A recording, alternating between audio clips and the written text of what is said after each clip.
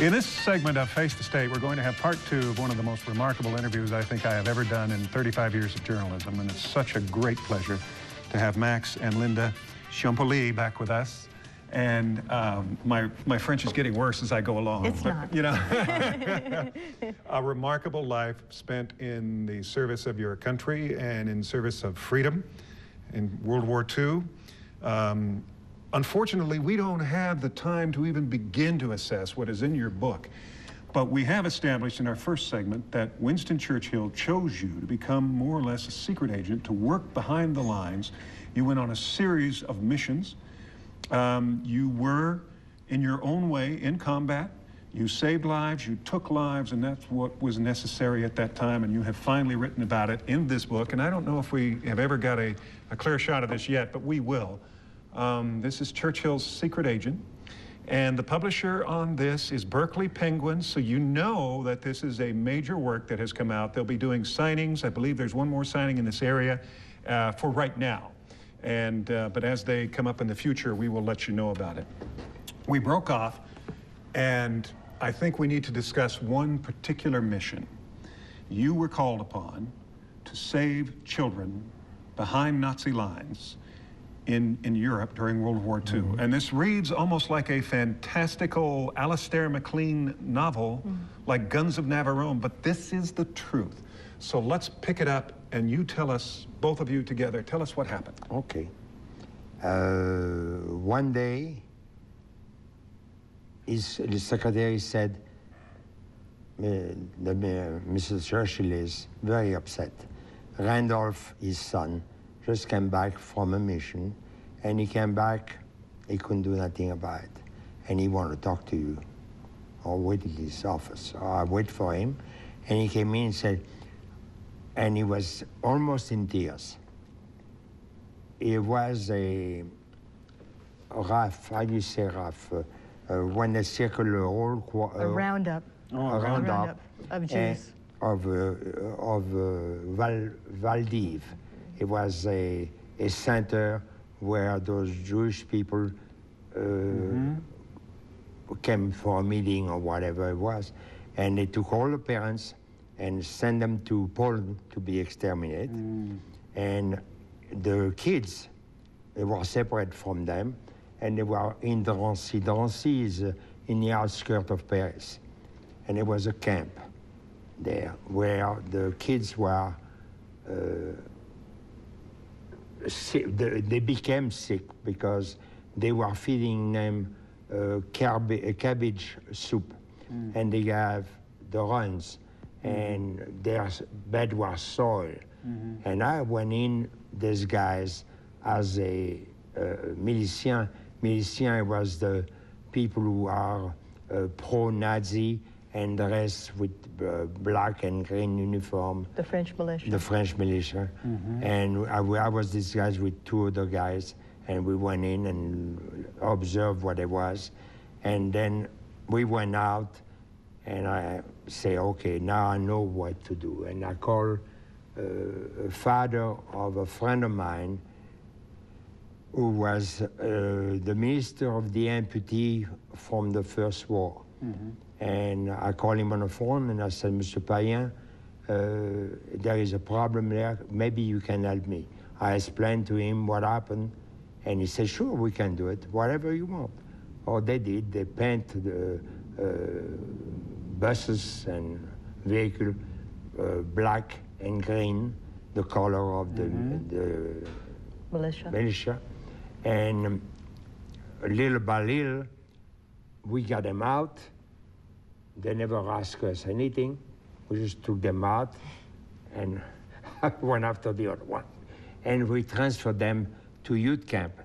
Then prior to this, I went and inspect and make sure they were okay. And then that's where we saved them. We saved thousands. I don't know how many.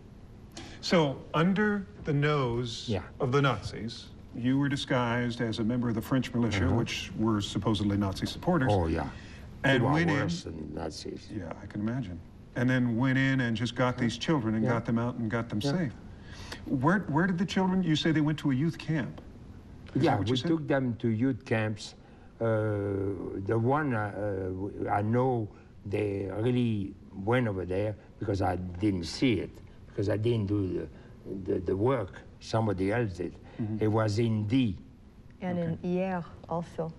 Yeah, but Hier was the beginning, and it didn't stay that way. Okay. But So D was the one. So the children wound up being safe. Well, Yeah. yes, there, and also there was, they also hid them in different houses Oh, in yeah. Paris as well. Oh, yeah. And in different Christian houses. Christian house. And he arranged for them to get identity cards.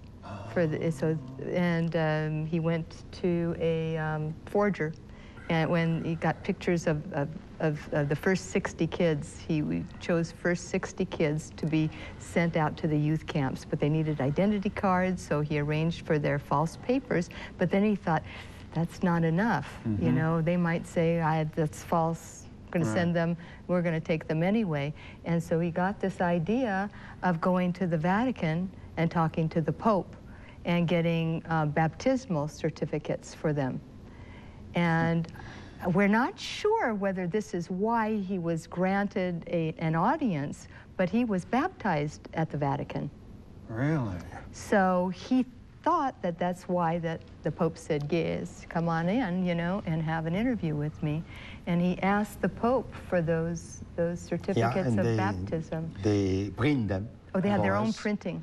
And we stayed there until they were ready. And did the Pope know what these certificates were going for? Oh, yeah. Because the Pope was heavily criticized for not doing enough to save And he Jews.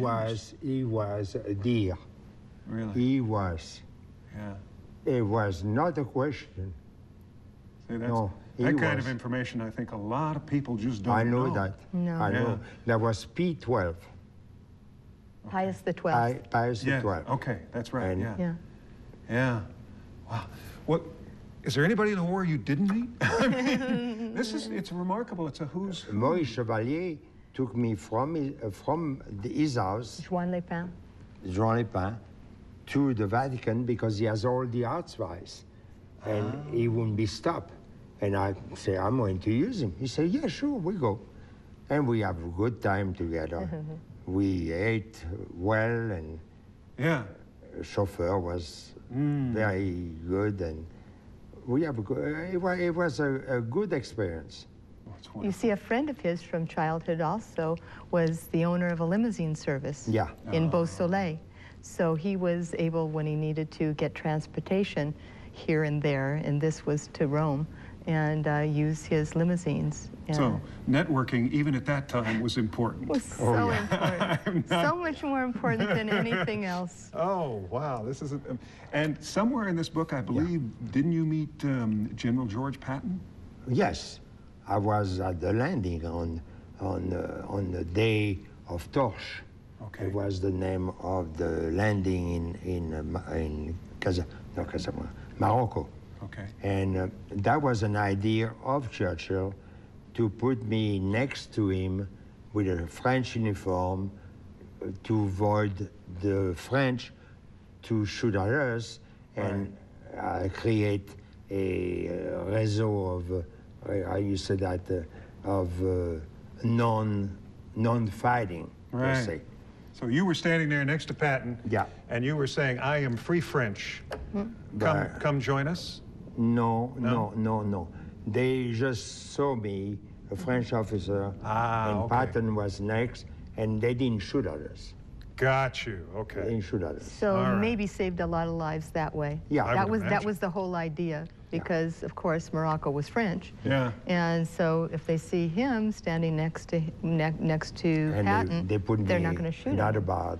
Oh yeah, they gave him an extra bar because they wanted him to be more Captain. impressive. Okay. So he became a captain all of a sudden, which Did he you- objected to. But Did you chat with Patton much? Oh, yeah. I lived with them there when we were in Morocco.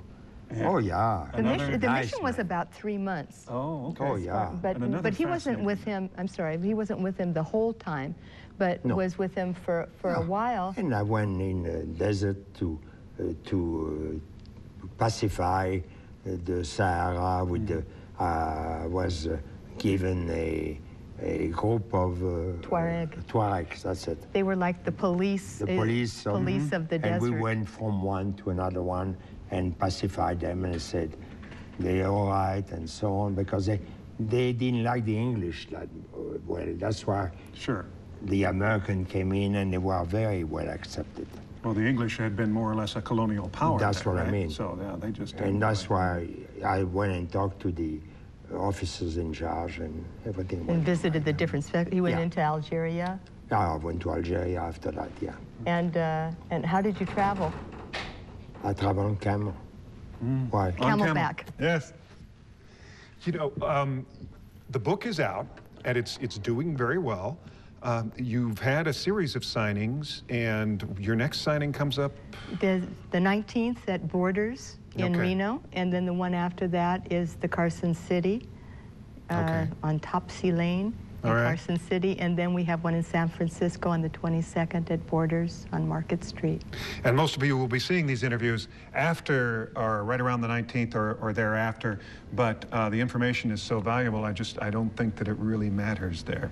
We have, if I got my glasses here, I'm looking at 474 pages, and I've read just the very beginning, and when I picked the book up, when I finally had some time and picked it up, I literally could not put it down. They had to come and remind me that it was time for me to go do a news story because I was reading in the newsroom.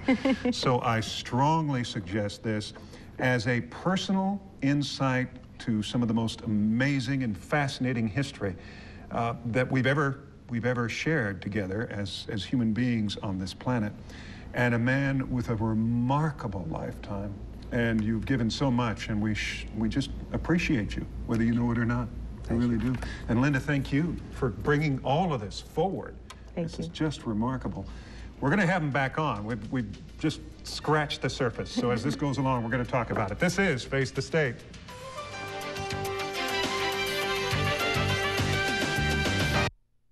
How do you get what you want?